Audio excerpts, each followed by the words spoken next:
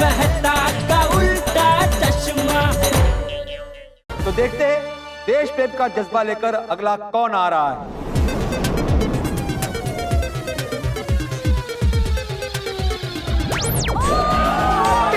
All the best value, value set है ना, all the best, जाओ ऑल द बेस्ट। अरे ये अपना भैलू है ना, कोल के नाटक में एकदम सॉलिड परफॉर्मेंस करता है। एक बार तो उसने स्टेज तोड़ दिया था। वजन की वजह से? नहीं, परफॉर्मेंस की वजह से। अच्छा है? अच्छा, वाह वाह, मजा आएगा फिर तो। वाह भैलू वाह। ओ दादा शांति, जरा शांति। भैलू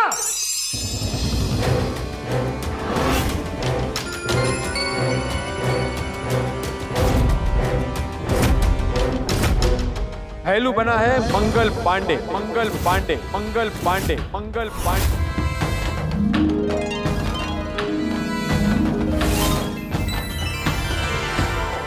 मंगल पांडे ने 1857 की लड़ाई में एक महत्वपूर्ण भूमिका निभाई। उनका जन्म सन 1831 में सामान्य ब्राह्मण परिवार में हुआ था। वे युवा अवस्था में रोजी रोटी के लिए ब्रिटिश ईस्ट इंडिया की सेना में भर्ती हो गए थे और जब उन्हें पता चला कि इनफील्ड 53 राइफल के लिए जो कारतूस इस्तेमाल होते थे उस पे गाय और सुअर की चर्बी मिलाई जाती थी और इसे मुंह से खोलना पड़ता था, जो भारतीय धर्म में निषेध था, तो उन्होंने इस बात का विद्रोह किया। जनाब, इस कारतूस को हम अपने मुंह से नहीं खोलेंगे।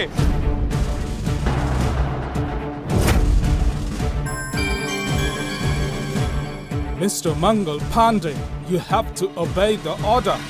जनाब, इसमें गाय और सुअर की चर्बी है और ये हमारे लिए पाप है। आप हमारा धर्म भ्रष्ट कर रहे हैं। आज तक आपने हमारी वफादारी देखी है, अब हमारा क्रोध और विद्रोह देखिए। इसके बाद मंगल पांडे का कोर्ट मार्शल हुआ और उनको फांसी घोषित हुई। पर ये आजादी की एक चिंगारी 1857 की लड़ाई की एक विकराल आग बन गई। अब सिर्फ ये एक कारतूस की लड़ाई नहीं, धर्म का युद्ध नहीं, अब ये एक जंग हो गई है। विदेशी ताकतों के सामने लड़ने की जंग, आजादी की जंग।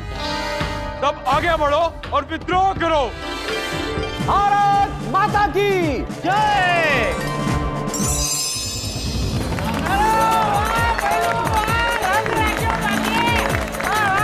Thank you, thank you, thank you, thank you. वाह पहलू भरा, वाह वो जी स्वाद आ गया। थोड़ी तो क्या खा रहा है? खा कुछ नहीं रहा हूँ, स्वाद आ गया, यानी कि मजा आ गया, कोई एक्ट का मजा आ गया। अच्छा ऐसे मजा आ गया। Thank you, thank you, thank you. अरे वाह पहलू, वाह तूने तो मेरा नाम रोशन कर दिया। क्यों जीजा जी? हाँ नहीं, अच्छा किया, अच्छा किया। थैंक यू जीजा जी, थैंक यू। बस तो जीजा जी की ओर से तुझे 1001 रुपए का इनाम। क्या बात है, थैंक यू जीजा जी। 1001 बहुत कम है जेठालाल। कम है? इतना अच्छा परफॉर्मेंस दिया है। अच्छा लगा तुम्हें? बहुत बहुत अच्छा लगा। ठीक है तो भाई भैलो 1001 भूल जा, 2001। वाह वाह वाह। हाँ ये हुई ना बात पोपटलाल की तरफ से। ये अरे थैंक यू पोपट भाई। मैं क्या कहता हूँ, इनाम का रहने देते हैं। हम लोग सब मिलकर सबका परफॉर्मेंस एंजॉय करते हैं।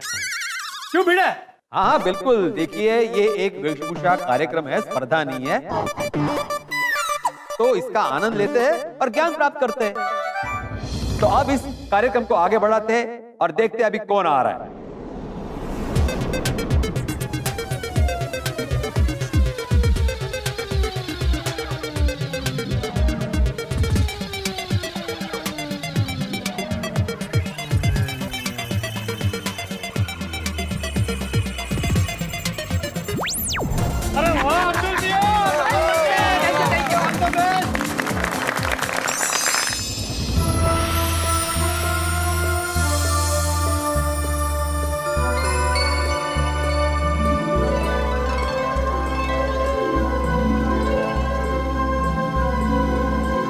हमारे अब्दुल भाई बने हैं मौलाना अबुल कलाम आजाद। आजाद आजाद आजाद आजाद। वाह,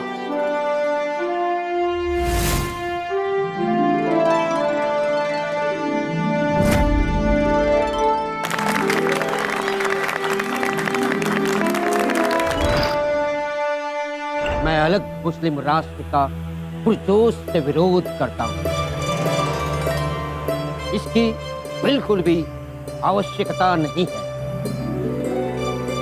मैं अखंड भारत देश चाहता हूं, अखंड भारत देश। पाकिस्तान अलग हुआ, फिर भी मौलाना अबुल कलाम आजाद भारत देश से जुड़े रहे और सन 1952 में वो देश के सबसे पहले शिक्षा मंत्री बने और 11 वर्षों तक उन्होंने इस स्थान को सुशोभित किया। हम विश्वविद्यालय अनुदान आयोग की स्थापना करते हैं। इसका मूल उद्देश्य होगा शिक्षण के स्तर में सुधार।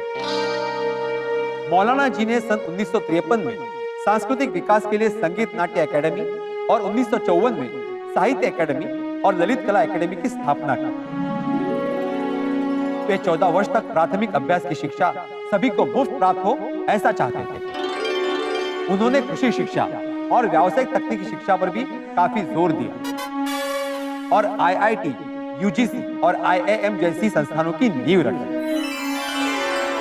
सभी भारतीयों का शिक्षा पे अधिकार है, इसलिए शिक्षण व्यवस्था में सुधार करने के लिए हमें अविरत प्रयास करना चाहिए। गरीब से गरीब, निचले से निचले वर्ग के लोगों को भी पढ़ने लिखने की सुविधा मुफ्त में उपलब्ध होनी चाहिए। सभी पढ़ेंगे लिखेंगे तभी तो हम बड़े देशों के साथ कदम मिला पाएंगे। इसीलिए हमारा यह प्रयास होना चाहिए कि हर एक भारतीयों को शिक्षा मिलनी चाहिए और सभी को शिक्षा प्राप्त कर उच्च अभ्यास करके देश के विकास में जुट जाना चाहिए। धन्यवाद।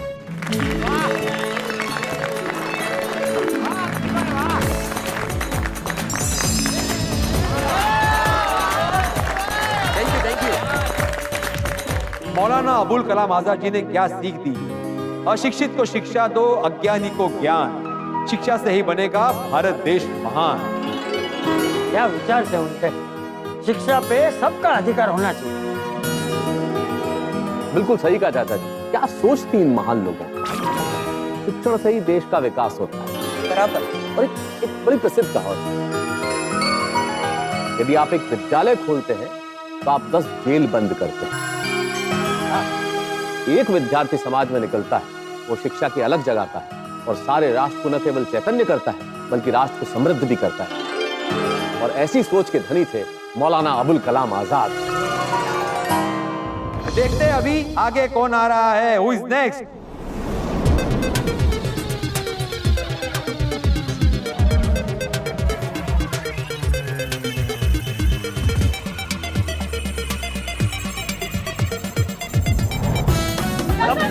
बापू जी आ रहे हैं हम सबके आदरणीय चंपक चाचा जी। आइए चले।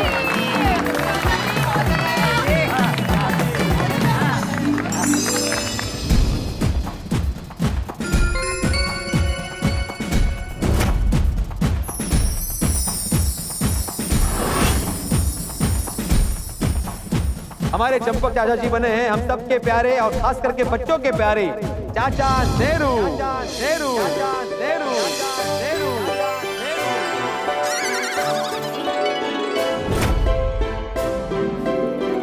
वाह,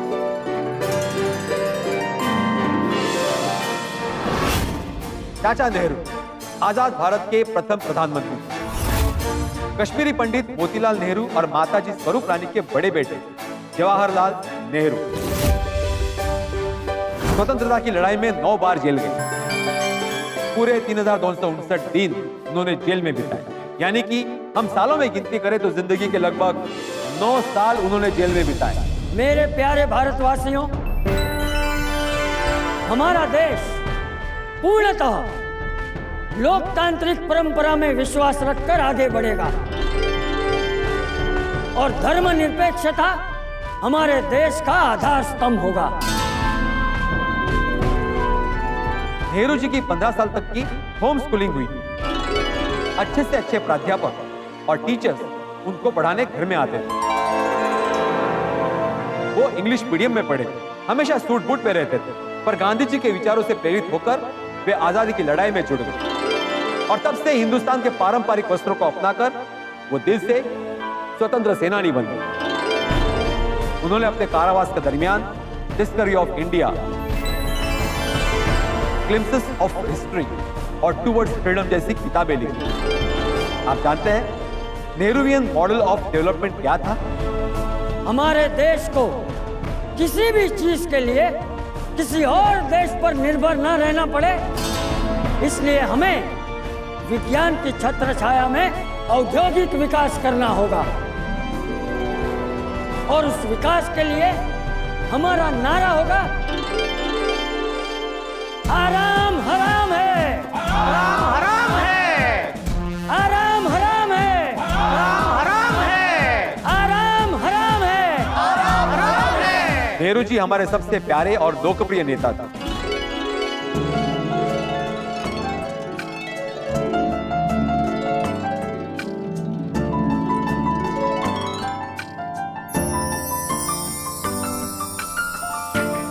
मुझे बच्चों से बहुत लगाव है। इनका मन फूलों की तरह निर्मल होता है। ये बच्चे हमारे आने वाले कल की पहचान है। यहाँ आओ बच्चों, मेरे पास आओ, मेरे पास आओ। इन बच्चों को इतना प्यार और भाईचारा सिखाओ कि हमारा देश प्यार का एक मंदिर बन जाए। जय हिंद, जय हिंद, जय हिंद, जय हिंद, जय हिंद। जय हिंद।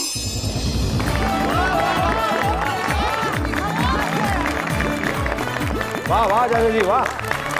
क्या बात है चाचा जी, आपने हमें एक बहुत ही प्यारा मैसेज दिया। भाईचारा और प्यार मोहब्बत से हमेशा इंसान कितना खुश रह सकता है। वाह वाह बबीता जी, वाह क्या बात कही है आपने, वाह बहुत बढ़िया, बहुत सही बात कही आप। और टप्पू सेना, तो बेटा टप्पू सेना ही क्यों, मैं हम सभी को कहना चाहता हूं कि जो हमारे स्वतंत्रता सेनानी, स्वाधीनता संग्राम के सिपाही, ये महान लोग, इन्होंने इतनी महान बातें कही हैं, लेकिन हम बातों को सुनते हैं और तालियां बजाते हैं। हमें सिर्फ बातों को सुनना नहीं है बल्कि इन्हें जीवन में उतारना। तो चलिए अभी इस प्रोग्राम को आगे बढ़ाते हैं और अभी मैं आमंत्रित करने जा रहा हूं स्पॉटलाइट को।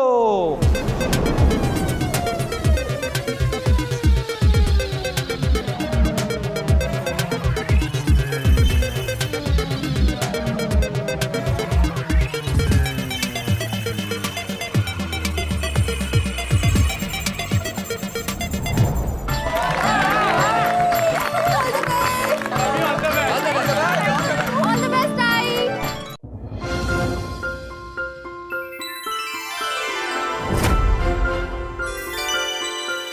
माधवी बनी है अरुणा आसफ अली। आसफ अली, आसफ अली, आसफ अली। માધવી ભાભી શું લાગે છે ના? हाँ, क्या मेकअप किया है and getup is also so nice। Aruna Asaf Ali का जन्म बंगाली ब्राह्मण परिवार में 16 जुलाई 1909 में हरियाणा तत्कालीन पंजाब के कालका में हुआ था। पढ़ाई खत्म करने के बाद कोलकाता के गोखले मेमोरियल कॉलेज में वो अध्यापिका बन गई और सत्याग्रह की लड़ाई में कई बार जेल भी गई। वहां उन्होंने भूख हड़ताल की। इस जेल में बंद मेरे भाई बहन सब राजनीतिक कैदी हैं और उनके साथ ब्रिटिश सरकार का व्यवहार बदसलूकी जैसा है। इसलिए मैं भूख हड़ताल करूंगी। जब तक मेरे कैदी भाई बहनों को प्राथमिक सुविधाएं नहीं मिलती तब तक मैं भूख हड़ताल करती हूं। और इनकी पहल के बाद कैदियों की दशा में काफी सुधार हुआ। भारत छोड़ो आंदोलन के वक्त इन्होंने राम मनोहर लोहिया के साथ मिलकर इनकलाब नाम का मासिक समाचार पत्र भी चलाया। इनकलाब जिंदाबाद। जब वो भूमिगत रहकर आंदोलन कर रही थी तब उनकी सारी संपत्ति को अंग्रेज सरकार ने जब्त कर लिया और बेच दिया। अंग्रेज मेरी संपत्ति, मेरी जायदाद को बेच सकते हैं, लेकिन ये सब मेरे देश में न्यौछावर करने के लिए, मेरे लिए, मेरे देश से बढ़कर और कुछ नहीं। वाह क्या बात है। आजाद भारत में 1958 में अरुणा जी दिल्ली नगर निगम की प्रथम महापौर बन गए और मेयर बनकर उन्होंने कई बदलाव किए। इनकलाब जिंदाबाद।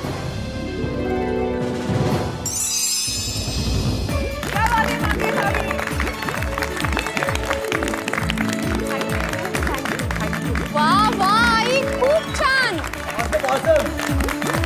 वाह वाह वाह माधवी, खूपच छान। महिला शक्तीचा विजय असो, विजय असो, विजय असो।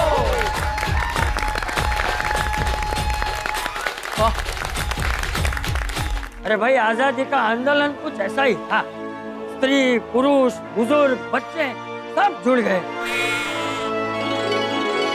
हर किसी के जीवन का एक ही लक्ष्य था, आजादी।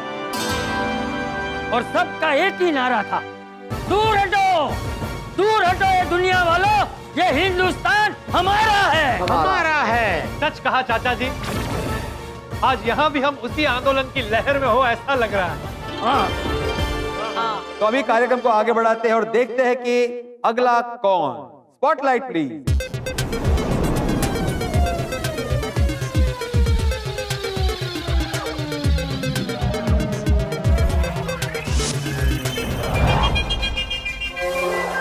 लगता है मेरे पे ही है, मेरे पे ही है, मेरे पे ही है। Okay, thank you.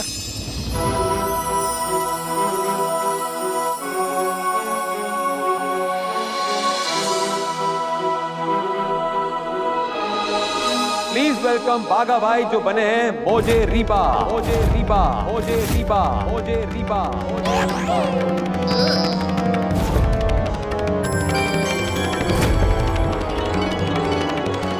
मोजे रीबा जी कौन थे एग्जैक्टली? कूली, पेशेंस रख, अभी बाघा भाई बताएंगे तभी देख लेंगे। ऊपर भाई, ये मोजे रीबा कौन है? अरे देखो देखो, अभी पता चल जाएगा। हाँ हाँ, मैं देख रहा हूँ काफी कंफ्यूजन है। आप सोच रहे कि ये मौजे रिबा कौन है? देश के हर कोने में स्वतंत्रता संग्राम की लहर पहुंच चुकी थी। हमारी आजादी की लड़ाई में कई लोगों ने हिस्सा लिया था। हो सकता है सबका उल्लेख इतिहास के पन्नों पर ना हुआ हो, पर आज के इस प्रोग्राम में हमें ऐसे भी स्वतंत्र सेनानियों के बारे में पता चलेगा जिनका नाम हमने कभी ना सुना हो। देश के हर कोने में स्वतंत्रता संग्राम की लहर पहुंच चुकी थी। पूर्व, पश्चिम, उत्तर, दक्षिण, इसकी लहर हमारे उत्तर पूर्व राज्यों तक भी पहुंच चुकी थी। और वहां के अरुणाचल प्रदेश के अनसंग हीरो थे मोजे रीबा जी। तो देखते हैं मोजे रीबा जी इस लड़ाई में कैसे कूद पड़े। मोजे रीबा जी, आपको स्वतंत्रता संग्राम के बारे में कैसे पता चला? मैं एक व्यापारी था। व्यापार के सिलसिले में मुझे कई जगहों पर घूमना पड़ता था। तब मुझे मेरे हिंदी भाषी मित्र मिले। उन्होंने मुझे देश के स्वतंत्रता आंदोलन के बारे में बताया और बस तब से मैं आंदोलन में जुड़ गया। फिर आपका व्यापार धंधा? व्यापार धंधा हमें रोजगार देता है बराबर, लेकिन अगर मेरा देश आजाद होगा तो ही मैं सर उठाकर जी सकूंगा, ये विचार मेरे मन में आया और मैंने ठान लिया, पहले मेरा देश, मेरा भारत। आजादी के बाद हमारी माननीय प्रधानमंत्री श्रीमती इंदिरा गांधी जी ने मोजे रीबा जी का ताम्रपत्र देकर सम्मान किया था।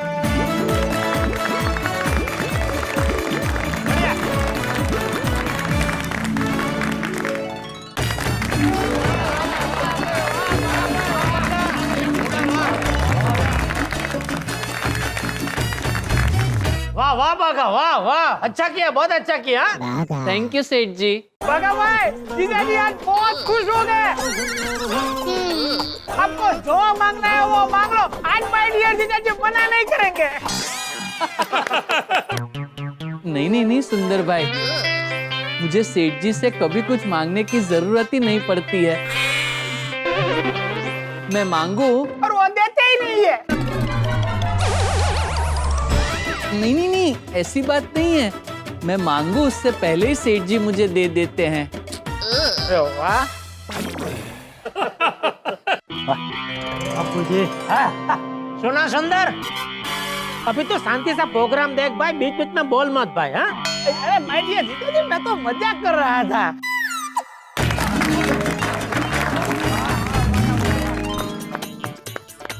साथियों, मैं जानता हूं इस वक्त आप भी मेरे साथ तालियां बजा रहे हैं अपने घर में बैठे। हम गोकुलधाम निवासियों के लिए जिन्होंने शानदार प्रस्तुति की और कर रहे। मैं तो यहाँ हमारे आदर्श शिक्षक भिड़े ने टप्पू सेना के साथ, जिनसे उनकी नोक झोंक चलती रहती और अब्दुल के साथ मिलकर ये अद्भुत कार्यक्रम बना और प्रस्तुत। ये कार्यक्रम यूं ही चलता रहेगा। हम लोग देशभक्ति का रंग यूं ही घोलते रहेंगे और अभी तो बहुत सारे किरदार ऐसे देखने बाकी हैं जो हमारे देश के लिए, जिन्होंने अपने प्राण दे दिए, अपना पूरा जीवन सर्वस्व न्योछावर कर दिया। कल क्या होता है ये जानने के लिए देखते रहिए तारक मेहता का उल्टा चश्मा। देखते रहिए, हंसते रहिए।